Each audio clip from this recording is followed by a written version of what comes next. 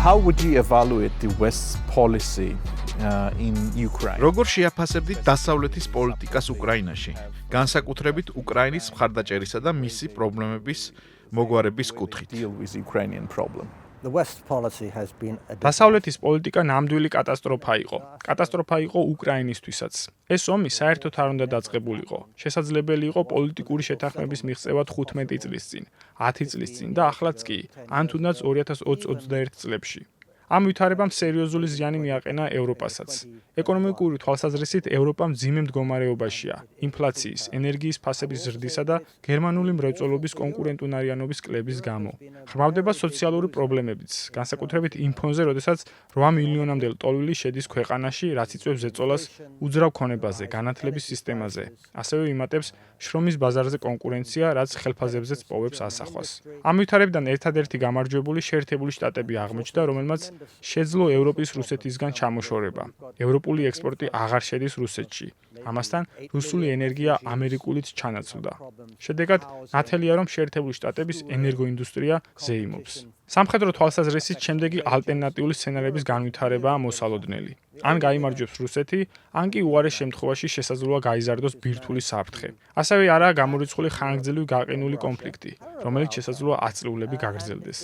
ეს კატასტროფული შედეგია და მთლიანად ამერიკის პოლიტიკითაა ნაკარნახევი. ევროპა შეერთებული შტატებისგან იღებს მითითებებს და შესაბამისად მოქმედებს. So, what are the reasons why აშიშუ რატომ იქცევა ასე? ცხადია, მას ეკონომიკური მოტივები აქვს. ამერიკის სამხედრო ინდუსტრიული კომპლექსიც იღებს მოგებას ამ ომიდან, არა? profiting from this war?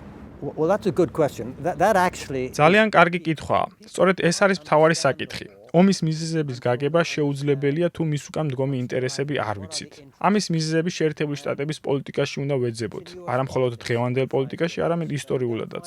აქ უნდა ვახსენოთ ნეოკონსერვატიზმის იდეა, რომელიც 1990-იანი წლების დასაწყისში დამკვიდრდა ამერიკულ პოლიტიკაში.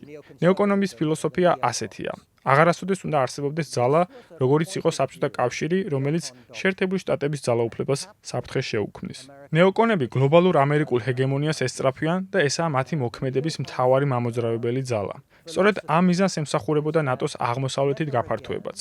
მათ უნდათ მოეხდინათ რუსეთზე ზეწოლა და დაესუსტებინათ ის, რათა იგი აღარასდროს შეწინააღმდეგებოდა შეერთებულ შტატებს. უკრაინაში ჩარევის მიზანი უკრაინის ჩამოშორება იყო რუსეთისაგან, რათა გაეღვივებინათ დაპირისპირების კერა პრინციპში რუსეთის შუაგულში, რადგან უკრაინის საზღვარი მოსკოვიდან მხოლოდ 300 მილითაა დაშორებული. პრინციპში სწორედ ამას წერდა თავის წიგნში ზბიგნევ ბზეჟინსკი, ჯიმი კარტერის ეროვნული უსაფრთხოების მრჩეველი და ამერიკული ეროვნული უსაფრთხოების მნიშვნელოვანი ფიგურა.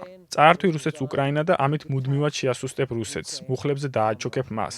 სწორედ რომ ეს იყო შეერთებული შტატების პოლიტიკის მიზანი ბოლო 20 წლის განმავლობაში და რაც ამას გაიაზრებ, ყველაფერი ლაგდება გონებაში. ამის გააზრება სხვა მოვლენების გაგებასაც აადვილებს. ახლა რაც შეეხება ეკონომიკურ ფაქტორებს, ამის გარეშე პოლიტიკაში არაფერი ხდება. შიდა ეკონომიკური რესურსები მნიშვნელოვანია და სწორედ აქ შემოდის სამხედრო ინდუსტრიული კომპლექსის საკითხი.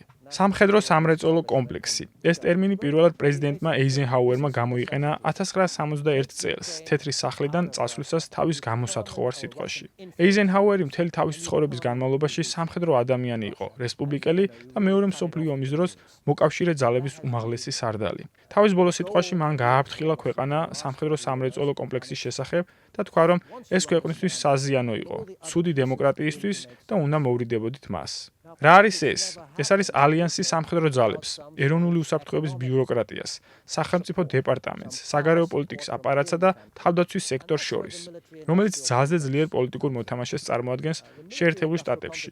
მას გავლენა აქვს როგორც კონგრესზე, მედიასა და პრესაზე და მთლიანად არის შეჭრილი საზოგადოებაში. სამხედრო სამრეწველო კომპლექსმა ნეოკონსერვატორები თავის ბუნებრივ მოკავშირედ გაიხადა, რადგან თუ ამერიკის მომავლის პროექტი გლობალური ჰეგემონია იქნებოდა, კვლავ იარსებებდა საფუძველი, რომ ცივი ომის დროინდელი სამხედრო ხარჯვის დონე შენარჩუნებულიყო. და უფრო მეტსაც გეტყვით, თუ თქვენი პროექტი გლობალური ჰეგემონია, ეს არის პროექტი, რომელსაც დასასრული არ აქვს.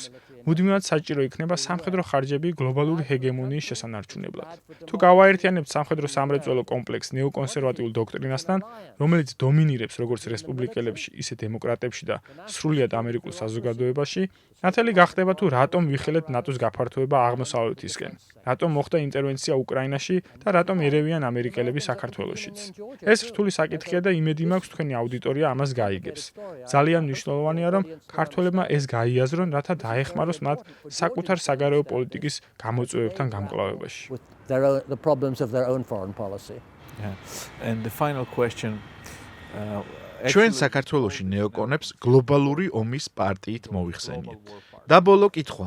რამდენიმე დღის წინ ევროპარლამენტმა ახალი რეზოლუცია დაამტკიცა, რომლის თანახმადაც ევროკავშირი საქართველოსგან მოითხოვს, რომ მან სანქციები დაუწესოს რუსეთს. ეს ეკონომიკურ სირთულეებს მოგვიტანს, რადგან ჩვენ მნიშვნელოვნად დამოკიდებული ვართ რუსეთის ფედერაციაზე. ექსპორტზე გაგვაქვს საქონელი და მომსახურება. მეორეს მხრივ ჩვენ თავად გვაქვს პრობლემები რუსეთთან, ამიტომ ქართულ საზოგადოებას არ სურს ამ პრობლემის გამწვავება. მაგრამ ევროკავშირი თითქოს ორ არჩევანს გვთავაზობს. ერთი ისა, რომ ვიმოქმედოთ რუსეთის წინააღმდეგ და ამავე დროს შევუერთდეთ ევროკავშირს, ამჟამად ჩვენ კანდიდატი ქვეყანა ვართ, ხოლო მეორე არჩევანია დავრჩეთ ნეიტრალურები ამ კონფლიქტში. აღნიშნული კონტექსტის გათვალისწინებით, რას ეტყოდით ქართულ საზოგადოებას ამ რთულ დროს? In these difficult times. Well, I want to say that it's shameful that the მინდა ვთქვა, რომ სამარცხვინოა, რომ ევროკავშირი ასეთი სახით აიძულებს საქართველოს და ფაქტობრივად იქცევა როგორც კლიენტელისტური სახელმწიფო, რომელიც ემორჩილება შეერთებული შტატებს. ისიც უნდა ითქვას, რომ ევროკავშირის პოლიტიკოსები ძალიან ცუდად მოექცნენ ევროპას და ამისთვის ისინი ისჯებიან ახლა. ისტებლიშმენტი ისჯება საკმაოდ არასასიამოვნოდ. ჩვენ ვხედავთ, როგორ შორდებიან ადამიანები პოლიტიკურ ისტებლიშმენტს და იზრდება რადიკალიზმი, რაც ძალიან საზიანოა ევროპისთვის. ზოგიერთები პროცესების ამგვარ განვითარებას რადიკალებს აბრალებს, მაგრამ პრობლემა რეალურად პოლიტიკურ ისტებლიშმენტსა და ცუდ პოლიტიკაშია. ვფიქრობ, ევროპა სამარცხვინოდ მოქმედებს. ევროპის ომის პარტიის ლიდერს ურსულა ფონ დერ ლაიენს ბევრ კითხვაზე მოუწევს პასუხის გაცემა. რომ დაუბრუნდეთ საქართველოს. ისინი თქვენ თითქოს ორ ცუდ არჩევანს გთავაზობენ, მაგრამ არსებობს მესამე გზა, რომელიც არის მიუმხრობლობა. მიუმხრობლობა ნიშნავს იმას, რომ საქართველო თავად პოულობს საკუთარ გზას. ეს იყო მოძრაობა ცივი ომის პერიოდში, როცა ქვეყნები ცდილობდნენ არაერთიად საბჭოთა კავშირის ან შეერთებული შტატების მხარე. ამ გზით სვლა დღესაც შესაძლებელია. მეტიც, ამაზე უკეთესი დრო არც ყოფილა და მიზეზი იმისა, თუ რატომ არის დღეს განსაკუთრებით კარგი მომენტი მიუმხრობლობისთვის, არის ჩინეთის გაძლიერება. ჩინეთი გთავაზობთ ახალ არჩევანს და ბრიქსის ქვეყნებიც, რომლებიც ჩინეთთან ასოცირდებიან. თქვენ ახლა გაქვთ ეკონომიკური და სავაჭრო არჩევანი. ისინი დაგეხმარებიან მსოფლიო ბანკსა და საერთაშორისო სავალუტო ფონდთან ურთიერთობაში. მათ შეუძლიათ წინააღმდეგობა გაუწიონ ამერიკელებს. ჩინეთი ავითარებს საკუთარ ფინანსურ ინსტიტუტებსაც. ამასთან საქართველო ნაწილია ახალი აბრეშუმის გზის, რომელსაც ჩინეთი აშენებს. ასე რომ არსებობს ალტერნატივები ეკონომიკური თვალსაზრისით. ასევე ვიტყვი, რომ საქართველო მომგებიან პოზიციაშია რუსეთთან მიმართებაში. რუსეთს არ სურს ახალი კონფლიქტი თავის საზღვარზე და ახლა სწორედ კარგი დროა მათთან უკეთესი ურთიერთობების დასამყარებლად, თუნდაც ეკონომიკური.